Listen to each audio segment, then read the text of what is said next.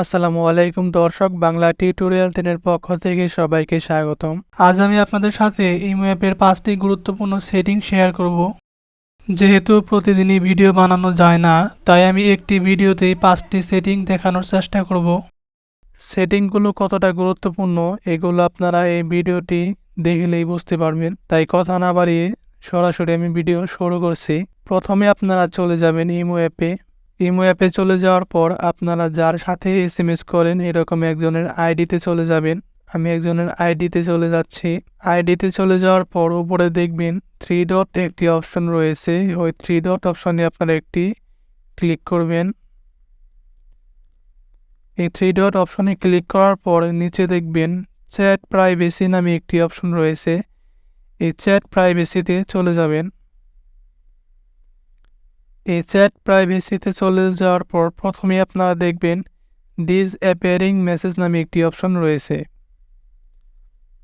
এই disappearing message যদি আপনারা চালু করে রাখেন তাহলে আপনাদের এসএমএসগুলো একটা নির্দিষ্ট সময় পর আপনার ফোন এবং আপনাদের বন্ধুর ফোন, দুই ফোন থেকেই অটোমেটিকভাবে ডিলিট হয়ে যাবে। আপনার বন্ধুকে বলতে হবে না এসএমএসগুলো ডিলিট করার জন্য। আপনি এখান থেকে একটি সময় সিলেক্ট করে দিতে পারবেন। আপনি এখান থেকে যে সময়টি সিলেক্ট করে দিবেন, 1 দিন, 7 দিন অথবা 30 দিন, সেই নির্দিষ্ট সময় পর অটোমেটিকভাবে এসএমএসগুলো দুই ফোন থেকেই পুরোপুরি ডিলিট হয়ে যাবে।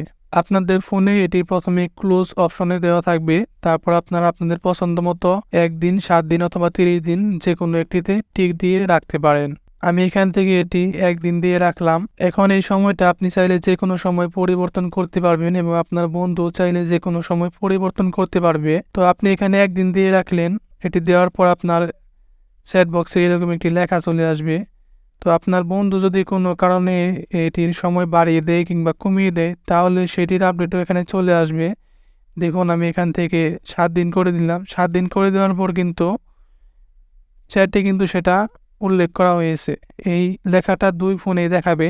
তো আপনার বন্ধু যদি সময়টি চেঞ্জ করে তাহলে আপনারা এটি দেখতে পারবেন এবং আপনি যদি সময়টি চেঞ্জ করেন তাহলে আপনার বন্ধু এটি বুঝতে পারবে। তারপর যে সেটিংটি নিয়ে কথা বলবো সেটি হচ্ছে টাইম মেশিন। এটি চালু করার জন্য আপনারা টাইম মেশিন লেখার উপর একটি ক্লিক করবেন। এখানে ক্লিক করার পর আপনারা নিচে এনাবেল লেখা নামে একটি অপশন দেখতে পারবেন। আমার এখানে দেখাচ্ছে না। তো আপনারা এখানে এনাবেল লেখায় ক্লিক করলে এটি এনাবেল হয়ে যাবে এবং এটি একবার এনাবেল করার পর আপনারা একা একা এটি বন্ধ করতে পারবেন না। আপনি যখন এটি বন্ধ করতে চাইবেন তখন অপর পাশ থেকেও পারমিশন লাগবে। অপর পাশে যখন পারমিশন দিয়ে দিবে তখন এটি বন্ধ হয়ে যাবে। এটিও ডিসঅ্যাপিয়ারিং মেসেজের মতোই কাজ করে। এটি চালু করে রাখলেও 24 ঘন্টা পর পর এসএমএস গুলো দুই ফোন থেকেই অটোমেটিক ভাবে ডিলিট হয়ে যাবে। তারপর যে সেটিংটি নিয়ে কথা বলবো সেটি হচ্ছে ব্লক স্ক্রিনশট ফর চ্যাটস। এই সেটিংটি অত্যন্ত গুরুত্বপূর্ণ। এটি যখন আপনারা চালু করে রাখবেন তখন আপনারা যখন কারোর সাথে এসএমএস করেন, চ্যাট করেন, তখন অনেকেই এসএমএস এর স্ক্রিনশট নিয়ে রাখে কিংবা ছবি পাঠানোর পর অনেকেই স্ক্রিনশট নিয়ে রাখে। কিন্তু এটি যদি চালু করে রাখেন তাহলে আপনারা চ্যাট করেন বা ছবি পাঠান বা যা কিছুই পাঠান না কেন সেগুলোর স্ক্রিনশট নিতে পারবে না কিংবা স্ক্রিন ভিডিও করতে পারবে না। এটি প্রথমে আপনাদের এখানে বন্ধ করা থাকবে। জাস্ট এটির উপর একটি ক্লিক করে এটি চালু করে দিবেন। তারপর যে সেটিংটি নিয়ে কথা বলবো এটি হচ্ছে block, share, download and copy. এই সেটিংটি অত্যন্ত গুরুত্বপূর্ণ একটি সেটিং। আমরা যখন কাউকে কোনো ছবি কিংবা ভিডিও পাঠাই তখন দেখা যায় যে সেই ছবিটা শেয়ার করে বা ডাউনলোড করে রাখে বা কপি করে তারপর সে অন্য কাউকে পাঠায়। কিন্তু আপনি যদি এই অপশনটি চালু করে রাখেন এখান থেকে তাহলে আপনি যার সাথে এসএমএস করছেন তাকে আপনি যে ছবি বা ভিডিও পাঠাবেন সেই ভিডিওগুলো সে শেয়ার করতে পারবে না, ডাউনলোড করতে পারবে না এবং কপি করেও কাউকে পাঠাতে পারবে না। তারপর যে সেটিংটি নিয়ে কথা বলবো সেটি হচ্ছে ব্লক স্ক্রিনশট ফর কলস। এই সেটিংটি অত্যন্ত গুরুত্বপূর্ণ। এটি অনেকের ফোনে অটোমেটিক ভাবে চালু করা থাকে। চালু না করা থাকলে আপনারা এখানে একটি ক্লিক করে এটি চালু করে নেবেন। এটি যখন চালু করা থাকবে তখন আপনারা যখন কারোর সাথে ভিডিও কলে কথা বলবেন তখন সে স্ক্রিনশট নিতে পারবে না এবং স্ক্রিন ভিডিও করতে পারবে না। অনেক সময় আমরা কারোর সাথে ভিডিও কলে কথা বলি তখন অনেকেই স্ক্রিনশট নিয়ে রাখে কিংবা স্ক্রিন ভিডিও করে রাখে।